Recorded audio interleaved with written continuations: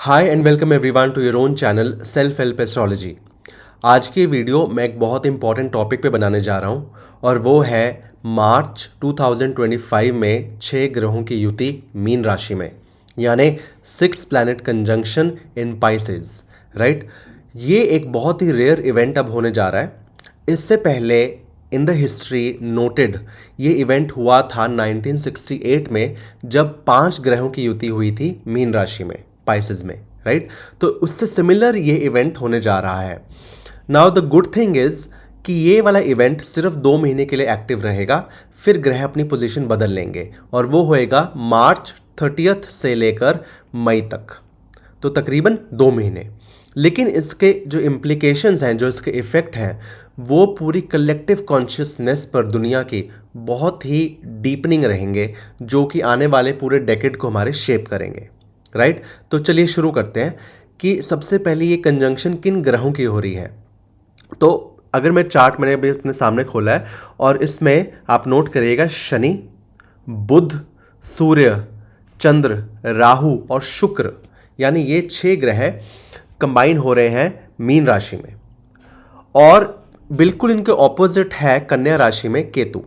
Right, तो कहीं ना कहीं 2 राशि पूरे जोडियक साइन में हाईली एक्टिवेट हो रही हैं, वो है मीन राशि और बिल्कुल उसके ऑपोजिट कन्या। अब जो छठी राशि है कन्या, वो रोग ऋण शत्रु की है। राइट, जो मीन राशि है वो 12वीं राशि है, इस दुनिया से एग्जिट की राशि है वो। और साथ ही साथ एक और राशि एक्टिवेट हो रही है, वो है बृहस्पति की दूसरी राशि, दूसरी राशि जहां पे बृहस्पति बैठे हैं वो है वृषभ, यानी कि टॉरस। अब टॉरस क्यों एक्टिवेट हो रहा है? क्योंकि मीन राशि के जो मालिक हैं बृहस्पति, वो स्वयं वृषभ में बैठे हैं, इसलिए। अब सबसे पहले हम देखते हैं कि इसके इम्प्लीकेशन क्या क्या होंगे। तो जो 12वीं राशि है, जैसे कि आपको पता है, वो इस दुनिया से एग्जिट की राशि है। राइट, सबसे पहली बात। फिर वो राशि है स्पिरिचुअलिटी की राशि, वो राशि है प्राकृतिक आपदाओं की, या कहीं ना कहीं वहां पे आकाश तत्व खुलता है, क्योंकि आप इस दुनिया से एक्टिवेटेड हो, इस दुनिया से एग्जिट होते हैं तो एक दूसरे लोक में जाते हैं। तो ये 12वां जो घर है उस, या 12वीं राशि उस कनेक्शन को दर्शाती है, ये एलियन चीज़ों को दर्शाती है।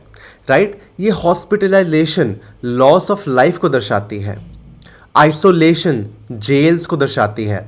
वीनस यहाँ पे उच्च के होते हैं, शुक्र, इसलिए ये राशि क्रिएटिव राशि भी है। और ये सारी चीज़ें अब एक्टिवेट होने वाली है। तो अब मैं इसमें आपको बहुत ही प्रैक्टिकल चीज़ें रिलेट करके बताऊंगा। राइट, सबसे पहले हम बात करते हैं स्पिरिचुअलिटी की, समथिंग पॉजिटिव। अब अगर आप याद करें, 1968 में फरवरी में तकरीबन एक बहुत ही इंपॉर्टेंट बैंड, इंटरनेशनल बैंड जिसका नाम था बीटल्स, वो इंडिया आए थे स्पिरिचुअलिटी की खोज में। राइट, और नीडलेस टू से रिलीजन्स दुनिया में बहुत है, लेकिन spiritual capital of the world is only and only India. Right, और ये इस इवेंट ने कहीं ना कहीं इंडिया को या स्पिरिचुअलिटी को बहुत हाईलाइट किया था। सेम अब ये कंजंक्शन तकरीबन वैसे ही हो रही है, और again India will be the centre of spiritual tourism और स्पिरिचुअलिटी, नंबर 1। नंबर 2, ये मेरी अपनी प्रेडिक्शन है रिलेटेड टू सम कैलकुलेशंस कि इस बार our old Guru, world renowned Guru Osho will be in the limelight again. इस बार दुनिया उनके प्रवचनों से, उनकी कही गई बातों से बहुत ज़्यादा रिलेट करेगी, एंड ही विल रीसर्फेस अगेन। और इंडिया में वैसे तो स्पिरिचुअल टूरिज्म बहुत ज़्यादा है, लेकिन इस बार मल्टीफोल्ड स्पिरिचुअल टूरिज्म इंक्रीज होगा। People will come here for spiritual wellness, mental wellness, physical wellness. तो this is a good thing for India. फिर अगली हम बात करते हैं प्राकृतिक आपदाओं की। देखिए, मीन जो राशि है वो जल तत्व की राशि है, पहली बात। तो इस बार आप क्या देख सकते हैं कि कुछ अनवांटेड इवेंट ऐसे होंगे जल से रिलेटेड, ओशन से रिलेटेड, कि जान माल का अनफॉर्चुनेटली लोगों को नुकसान हो सकता है। Right, again it can B tsunamis, it can be under water earthquakes, it can B cyclones, hurricanes, what ever, लेकिन कहीं ना कहीं इसमें जल तत्व बहुत एक्टिवेट रहेगा, जिससे कि लोगों का अनफॉर्चुनेटली एग्जिट होगा। तो जितने भी लोग कोस्टल एरियाज पे रहते हैं they need to be on high alert, I would say throughout the next year completely, right. फिर क्योंकि ये प्राकृतिक आपदाओं का भी राशि है, तो नॉट नेसेसरीली कि सिर्फ जल तत्व से रिलेटेड ही कुछ हो। अगर आपने नोट किया होगा पिछले हफ्ते में unfortunately and all of a sudden 3 बहुत बड़े एविएशन इंडस्ट्री से रिलेटेड इंसिडेंट हुए हैं जहाँ पे लोगों का नुकसान हुआ है। एंड दिस वॉज अनप्रेसिडेंटेड, ऐसा किसी ने सोचा नहीं था कि इतनी जल्दी इतनी सेफ जो चीज़ है वहाँ पे ये चीज़ हो सकती है। तो अगेन कुछ ना कुछ जल तत्व के अलावा भी प्राकृतिक आपदाएं ऐसी हो सकती हैं जहाँ पे लोगों को जान माल का नुकसान हो। Again please be very careful. 12th house कहीं ना कहीं फॉरेन से भी रिलेटेड होता है और ये बहुत लॉन्ग डिस्टेंस जर्नीज को दिखाता है। इफ़ पॉसिबल आपको ऐसे टाइम पे किसी भी लॉन्ग डिस्टेंस जर्नी को अंडरटेक करने से रोकना है खुद को। अगर हो सके तो अपनी कोई भी जर्नी आप ऐसी पोस्टपोन कर दीजिएगा, क्योंकि ये साइन नेगेटिवली मैं कहूँगा इन्फ्लुएंस हो रहा है। तो यहाँ पे कुछ नेगेटिव चीज़ों के होने के आसार बढ़े हुए हैं फिलहाल। इसके अलावा जो 12th हाउस है वो एलियन चीज़ों को दर्शाता है। तो 1968 में एलियन चीज़ों से रिलेटेड या हम ये कहें स्पेस एक्सप्लोरेशन से रिलेटेड 2 इंपॉर्टेंट इवेंट हुए थे। एक तो अपोलो 8 मिशन लॉन्च हुआ था और साथ ही हमने एक आई थिंक स्पेस ओडिसी करके एक और मिशन लॉन्च किया था, again in the search of alien life. और इस बार भी कुछ ऐसा हो सकता है कि हम कुछ सॉरी एलियन एक्सप्लोरेशन या स्पेस एक्सप्लोरेशन से रिलेटेड कुछ हम नई चीज़ें लॉन्च करें, या फिर आप नोट करिएगा ये संसार बहुत बड़ा है। यहाँ पे मेरा ऐसा पक्का विश्वास है कि ह्यूमन लाइफ के अलावा और भी यहाँ पे बहुत इंटेलिजेंट लाइफ है जो इस साल हमें कांटेक्ट करेगी या करने की कोशिश करेगी। तो ये एक बहुत ही मैं कहूँगा it will be a year full of surprises related to the alien things, right. फिर 1968 की तरह ही जो इस बार 6 प्लैनेटरी कंजंक्शन हो रही है, यहाँ पे कुछ क्रिएटिव या मीडिया इंडस्ट्री से रिलेटेड ऐसे स्कैंडल बाहर आ सकते हैं जिसका कभी लोगों ने सोचा नहीं था। It can be something similarly related to the me too movement, right. So be careful. जितने लोगों ने भी कुछ पाप ऐसे किए थे अब वो दोबारा रीसर्फेस होंगे and justice will be served rightly. फिर 1968 में 2 अनफॉर्चुनेट इवेंट और हुए थे। वो 2 अनफॉर्चुनेट इवेंट थे मार्टिन लूथर किंग जूनियर की असैसिनेशन और जॉन एफ कैनेडी की असैसिनेशन। और ये एक चीज़ स्ट्राइकिंग थी इन दोनों में कि इस वक्त सिर्फ जुपिटर की जो प्लेसमेंट थी वो थोड़ी सी डिफरेंट थी। 1968 में जब 5 प्लैनेट मीन राशि में इकट्ठे थे उस समय जो बृहस्पति थे वो थे लियो यानी कि सिंह राशि में। सिंह राशि दर्शाती है रॉयलनेस को, रॉयल साइंस को, वो राजा की राशि है।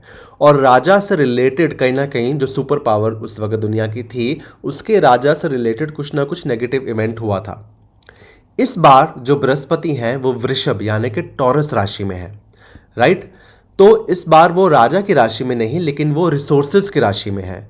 तो इस समय आप देख सकते हैं कि फूड रिलेटेड कुछ ऐसे स्कैंडल बाहर आ सकते हैं जिसमें आपको पता लगे कि मतलब बड़ी बड़ी मल्टीनेशनल कंपनीज जो हैं वो कैसे आपको स्कैम कर रही हैं, कैसे आपके खाने में कुछ ऐसे अनवांटेड चीज़ें मिला रही हैं जिससे कि आपके बॉडी में न्यूट्रिशन की जगह जहर जा रहा है, पहली बात। दूसरी बात, अब आपने कोइंसिडेंटली देखा होगा जितने भी लोग यूथ है इंस्टाग्राम चलाती है कि हम बार बार ऐसी कुछ रीलें देखते हैं जिससे कि हमें पता लगता है कि जो हम रोज़ चीज़ें कंज्यूम कर रहे हैं, जो हम जूस कंज्यूम कर रहे हैं वो जूस नहीं है, वो केमिकल का एक वो है, एक मिक्सचर है।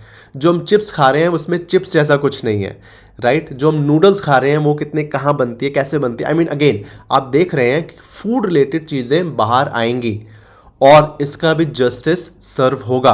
अ lot of multinational companies will have to be answerable to the millions of people जिनको उन्होंने स्कैम किया है।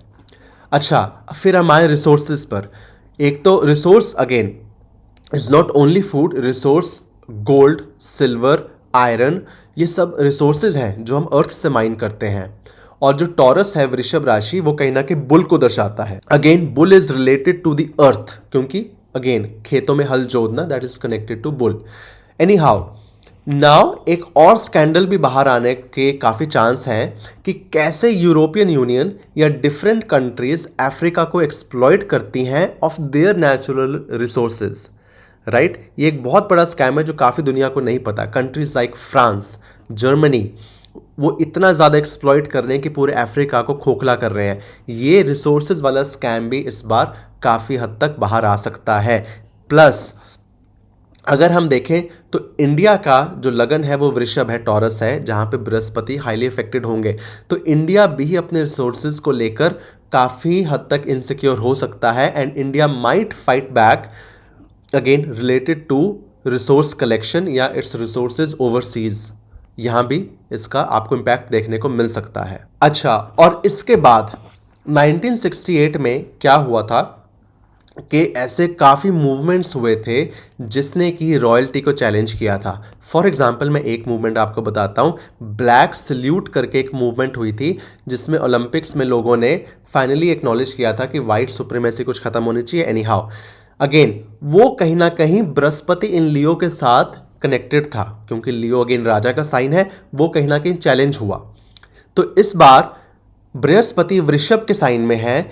इस बार आप देख सकते हैं कि कलेक्टिव कॉन्शियसनेस जो है वो लोगों की जागेगी, again related to the resources.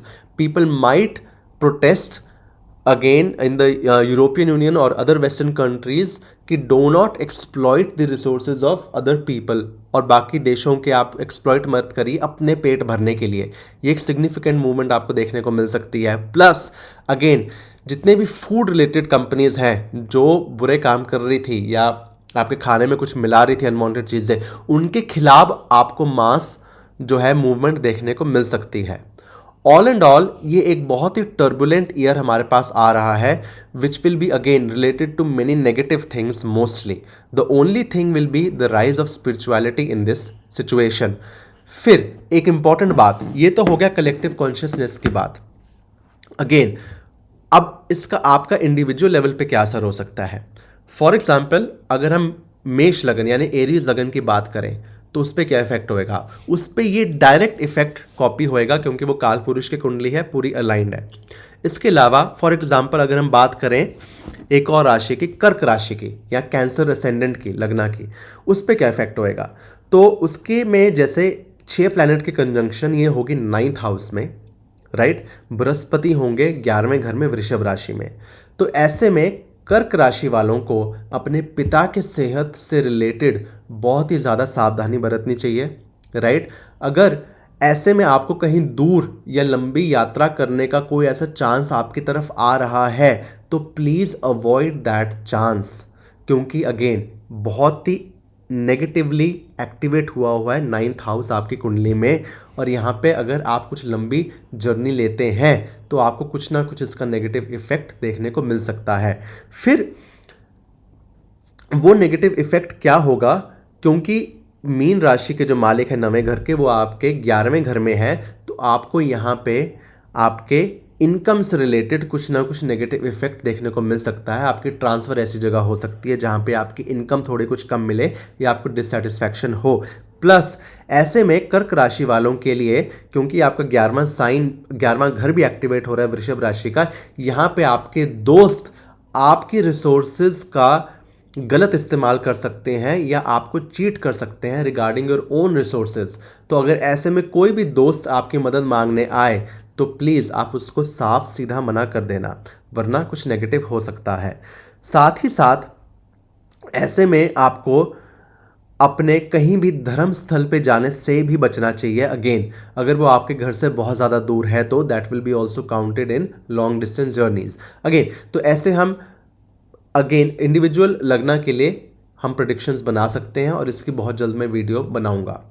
Plus ये एक इतना इंपॉर्टेंट टॉपिक है कि मेरे को कुछ लोग बोलते हैं कि मैं सिर्फ इंग्लिश में भी वीडियोस बनाऊं, तो अगली video I will be making about the same topic but in only English, right. तो ऐसे में जो अगला साल इतना हमारे पास हैवी आ रहा है, इतना इंपॉर्टेंट आ रहा है, अगेन जितना हो सके आप काम रहिए, अपने परिवार के साथ रहिए, अपने गुस्से को कंट्रोल करिए और कहीं ना कहीं आप हायर पावर से, हायर कॉन्शियसनेस से इफ़ेक्ट हों और हम कलेक्टिवली, हम सिर्फ अपना ही नहीं दुनिया के भले के बारे में बात करें तो कहीं ना कहीं this negativity will be eased out, right? I wish you a very safe year ahead. Please do like this video and do subscribe to my channel for such important content. Again, thank you very much. Have a good day.